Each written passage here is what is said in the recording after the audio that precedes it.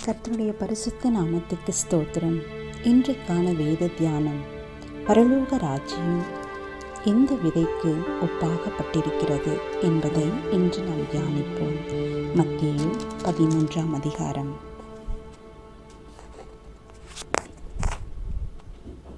இயேசு படவில் ஏறி உட்கார்ந்தார். ஜனங்கள் எல்லாரும் கரையிலே நின்றார்கள். அவர் அநேக விசேஷ உவமைகளாக அவர்களுக்கு சொன்னார். கேளுங்கள், விதைக்கிறவன் ஒருவன் விதைக்க புறப்பட்டான். அவன் விதைக்கையில் சில விதை வழியருகே விழுந்தது. பறவைகள் வந்து அதை பட்சித்து போட்டது. சில விதை அதிக மண்ணில்லாத கற்பாறை இடங்களில் விழுந்தது. மண் ஆழமாய் இராததனாலே அது சீக்கிரமாய் முளைத்தது. வெயில் ஏறின போதோ தீந்து போய் வேரில்லாமையால் உலர்ந்து போயிற்று. சில விதை முள்ள இடங்களில் விழுந்தது. முள் வளர்ந்து அதை நெருக்கி போட்டது. சில விதையோ நல்ல நிலத்தில் விழுந்து சிலது 100ஆகவும் சிலது 60ஆகவும் சிலது 30ஆகவும் பலன் தந்தது. கேட்கிறதற்கு காதுள்ளவன் கேட்க கடவன் என்று இயேசு சொன்னார்.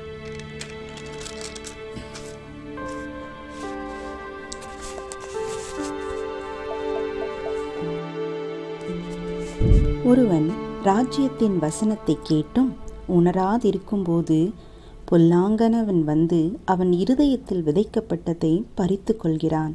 அவனே வழியருகே விதைக்கப்பட்டவன். கற்பாறை இடங்களில் விதைக்கப்பட்டவன் வசனத்தை கேட்டு உடனே அதை சந்தோஷத்தோடு ஏற்றுக்கொள்கிறவன். ஆகிலும் தனக்குள்ளே வேறில்லாதவனாய் கொஞ்ச காலம் மாத்திரம் நிலைத்திருப்பான். வசனத்தின் நிமித்தம் உபத்திரமும் துன்பமும் உண்டான உடனே இடரலடைவான். முள்ளுள்ள இடங்களில் விதைக்கப்பட்டவன் வசனத்தை கேட்கிறவனாயிருந்தும் உலக கவலையும் ஐஸ்வர்யத்தின் மயக்கமும் வசனத்தை நெருக்கி போடுகிறதுனால் அவனும் பலனற்று போவான். நல்ல நிலத்தில் விதைக்கப்பட்டவனோ வசனத்தை கேட்கிறவனும் உணர்கிறவனுமாயிருந்து 100ஆகவும் 60ஆகவும் 30ஆகவும் பலன் தருவான்.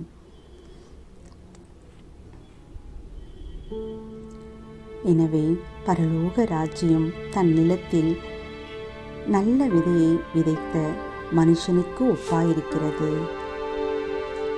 எனக்கு அன்பானவர்களே, நாமும் நல்ல நிலத்தில் விதையைப் போல 1 30ஆகும் 60ஆகும் 100ஆகும் பலன் கொடுக்கிறவர்களாய் நல்ல நிலத்தில் விளைந்த விதையைப் போல நாமும் நல்ல கனிதரும் செடிகளாக நம் தேவனுக்கு மகிமையாக நாம் என்றும் இருப்போமாக. அதற்காக இன்று நாம் ஜெபிக்கலாமா?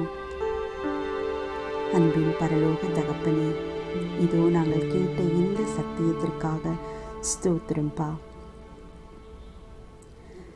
நாங்கள் எப்பொழுதும் நல்ல நிலத்தில் விளைந்த கனியை கொடுக்கிறவர்களாக 1 30ஆக 60ஆக 100ஆக நாங்கள் பலன் கொடுக்கிறவர்களாக எங்களை மாற்றுங்க தகப்பனே.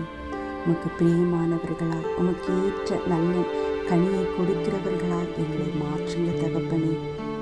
கேட்ட இந்த சத்தியத்திற்காக ஸ்தோத்திரம். எங்களை நல்ல கனி உள்ளவர்களாக உம்மை கனப்படுத்தக்கூடியவர்களாக எங்களை நீர் பயன்படுத்த போகிற கிருபைக்காக நாட்களுக்காக ஸ்தோத்திரம்.